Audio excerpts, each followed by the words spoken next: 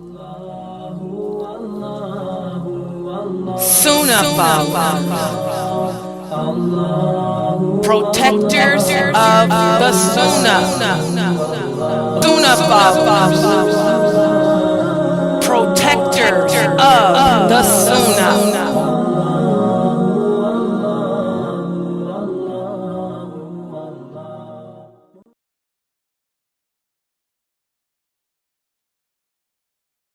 Wa salam Allah wa Rasulullah. Welcome to another session of our Hadith class. And for this Hadith class, we are studying from the book entitled The Divine Hadith Qudsi.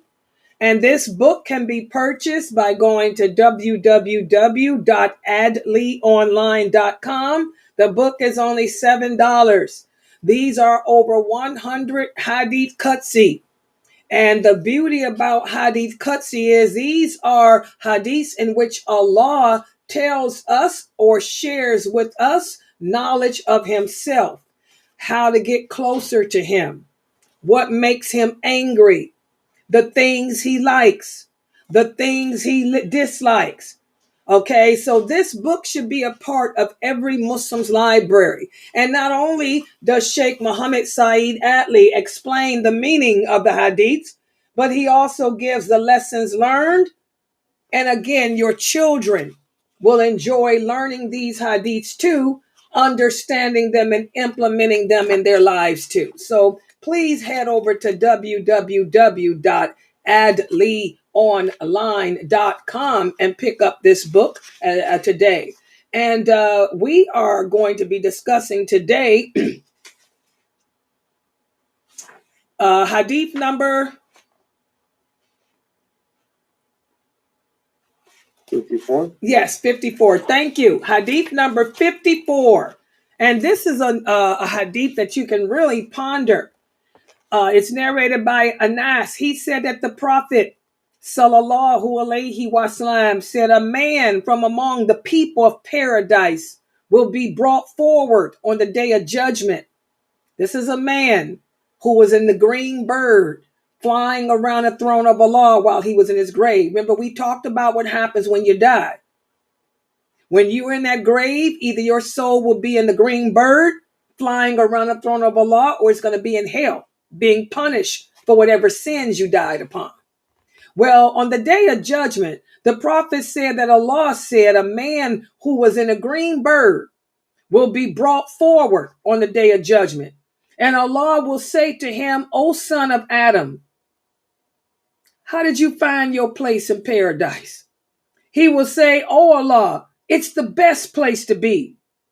And Allah will say, okay, ask and wish for whatever you want. And the man will simply look at Allah. I mean, not look at Allah, but the man will simply say, I ask for you to send me back to the world so I can die fighting for your cause 10 times over again. Subhanallah. The souls of the martyr. Where are the souls of the martyrs? But the question is the true martyr. What a lot of Muslims today don't understand is that just because you die in a war, that doesn't make you a martyr.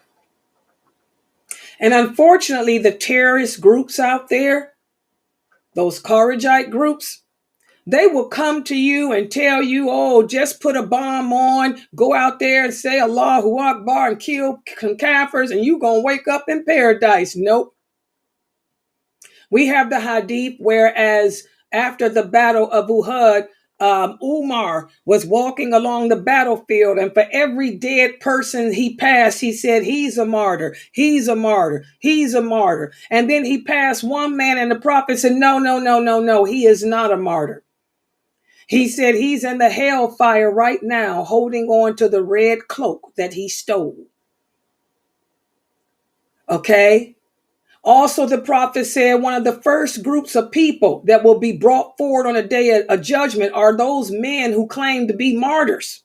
Allah will ask them, why did you fight? They would say, oh, we fought and died for your sake. Allah will say, you're a liar. You did it for the fame. You did it for the money. Drag him by his face and throw him in hell.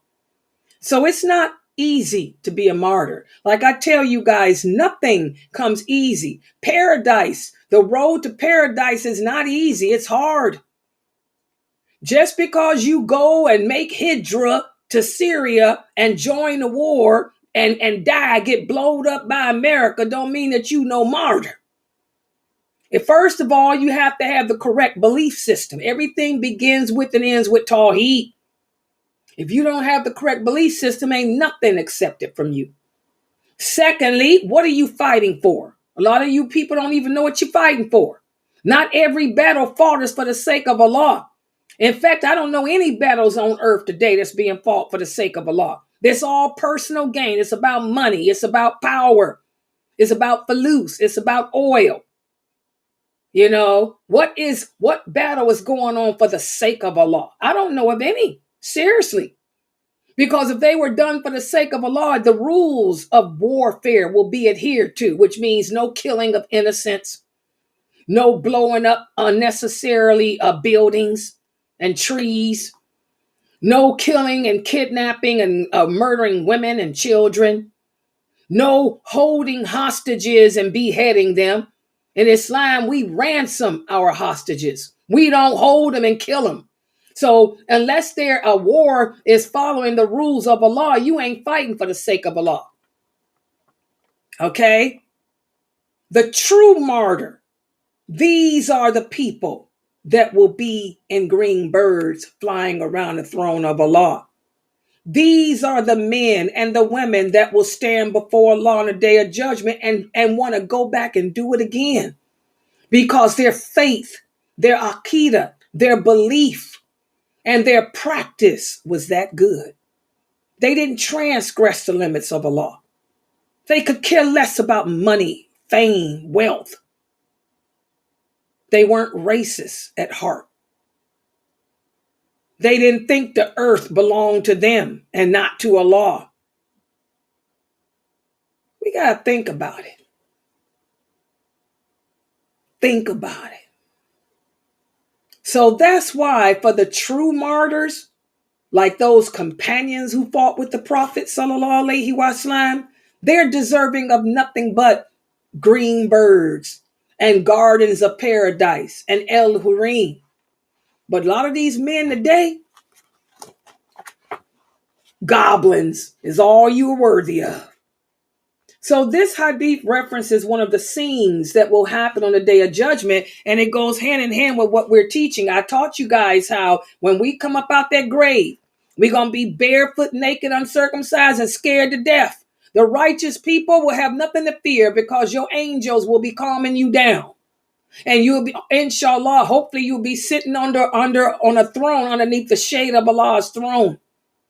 And that's when Allah is going to bring forth those men who were put back in their bodies, who were green birds. And you will hear them wanting to go back. You'll hear Hamza. You'll see Hamza. You will hear the companions like him wanting to go back and die all over again. Do it all over again 10 times for you, Allah. You won't see that many from this generation wanting to do that. Not that many from this generation are probably beating those green birds.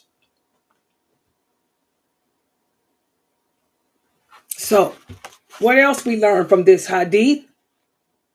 That we should always rush to do good before it's too late. As I was talking about today earlier, death can come knocking at any door. You know, you wake up with a cough due to a cold. Go to the hospital, and while you waiting to be seen, you die. May Allah forgive Sister Holly of her sins and make her a green bird in paradise. I've been thinking about her all day.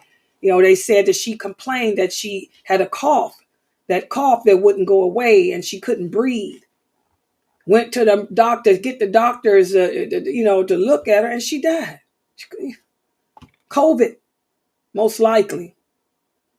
But that's how life can come and go. You can be here and a second later be gone. You know, rush to do the good deeds now before it's too late, people. rush to do as much good as we can so that our endings will be good. Okay, so how does this hadith impact you? Let's open the floor up for discussion. Who would like to start us off? Go ahead. Take the mic.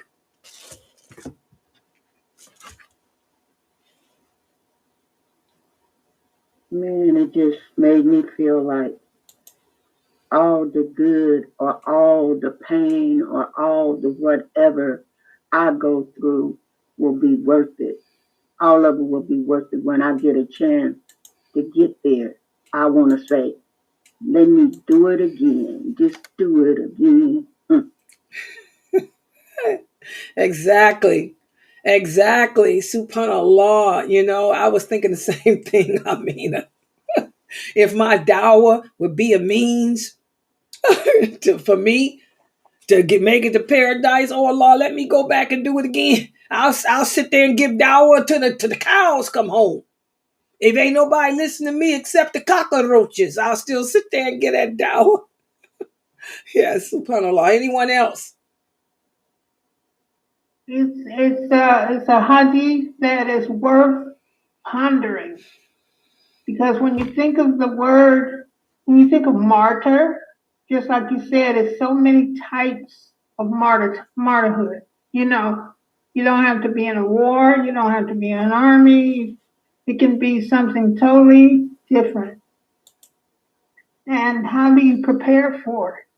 That's the first thing that's something else that I thought of.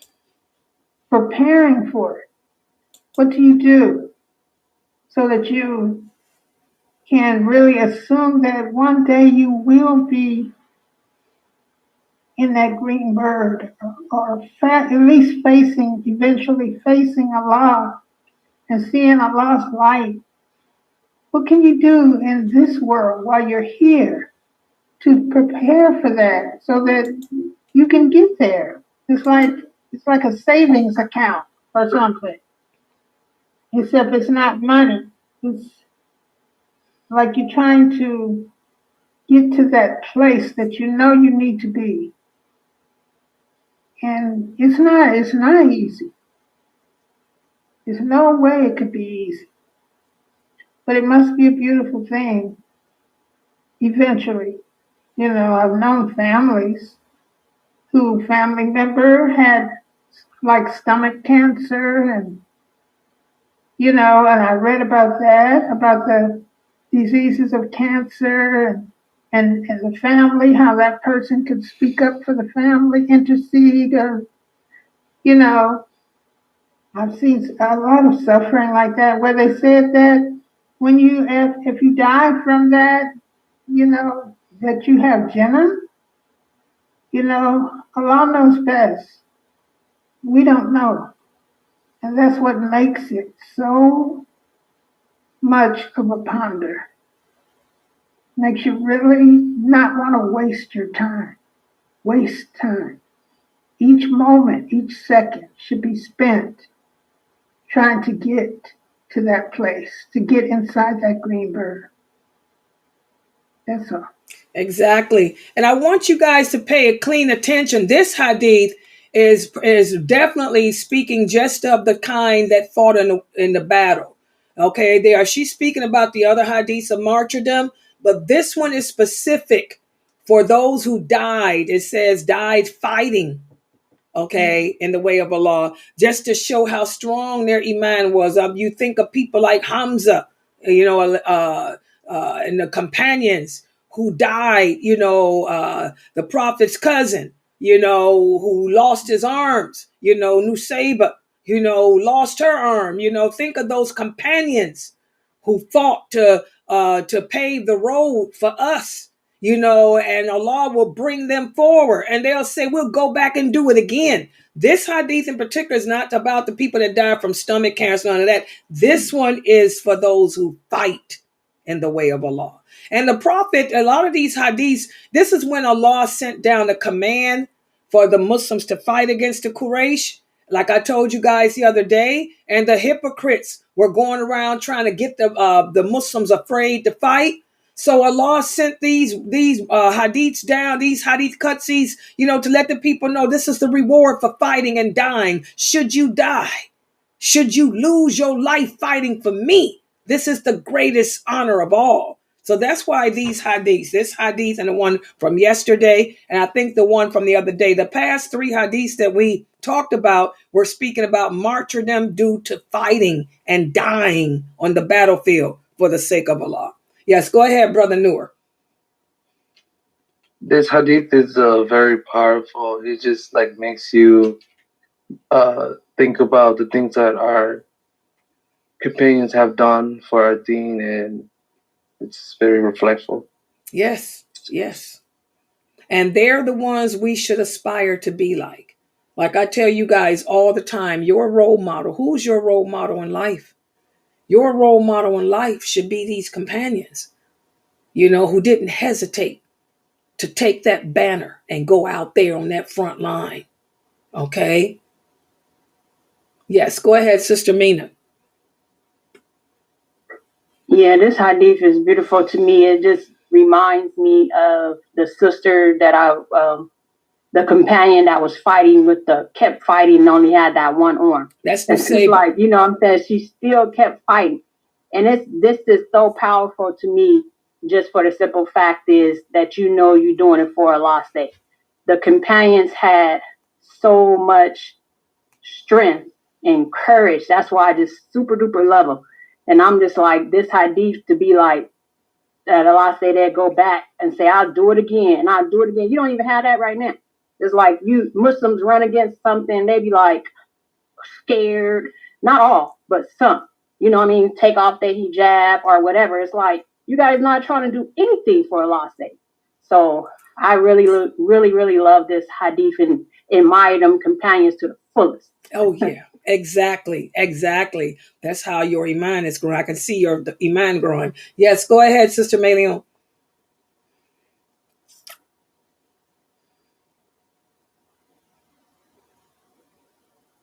You don't have your mic on. I meant to ask you, all them people in that house, how many bedrooms y'all got? 9 girls? How many bedrooms y'all got in y'all's house? Her mic's not working. Okay, guys. Well, technical issues with Sister Melion, but you're going to answer that question after the show. How many bedrooms your parents got with all them girls? 9. She got 9 sisters. Lord have, and I ain't counting the brothers. 9 sisters. I meant to ask her, how many bedrooms? It's a big house got to have. Can you hear me now? Yeah, now we can. Yes, go ahead.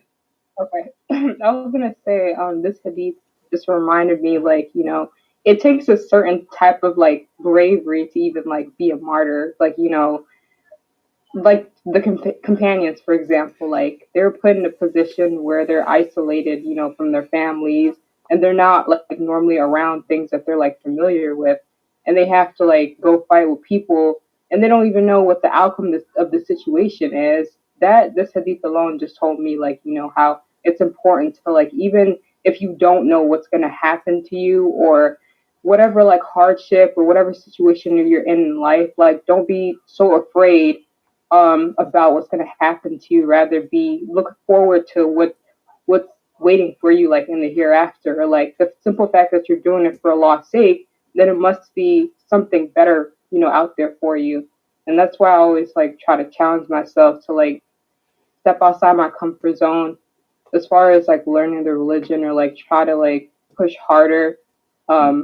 If this year I didn't put my all in, as long as I'm living, my soul is back in my body, I'm going to push 3 times harder than I did before. So that's what I learned from just listening.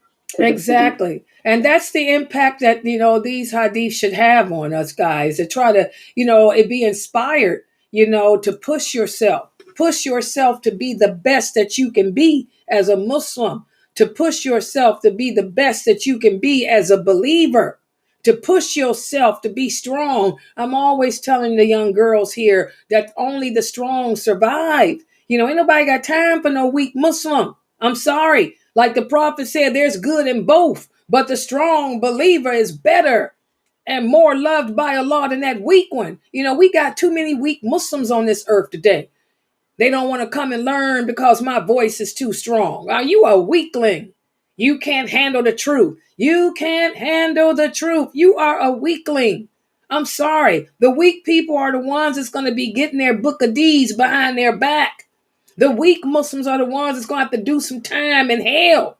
Ain't nobody got time for no weak nobody. I want to be that strong one that's in that green bird in that grave because I fear death. I fear dying. Okay. And I want to be the one that's sitting on under the shade of Allah on the day of judgment because I was so strong that people couldn't stand it. And that's how you raise your kids, people. Nobody got time for no weakness. The world is a bad place. And it's going to get worse. You think it's bad today. It's going to be worse for your children and your grandchildren and your great. You better train them now to work on being strong, the strongest, the best that they can be. Because that's how them companions were. There was not one weak one. Y'all know that? There was not one weak companion. Every single one of them was strong. The prophet didn't have no weak women as a wife. None of his wives were weak. None of them was too timid to stand up for her right. They were strong because only the strong survive, man. When a weak woman came to the prophet trying to marry him, he told her, heck no, bounce. Okay? He ain't got time for no weakness. Teach that to your children. Tell them to adopt these companions as their role models in life. Try to emulate them, not the people they see on TV, not these speakers on the internet with those handsome smiles and soft voices, which is haram for a woman to have anyway, publicly. You know, teach your children. All right, I want to thank everybody for joining and participating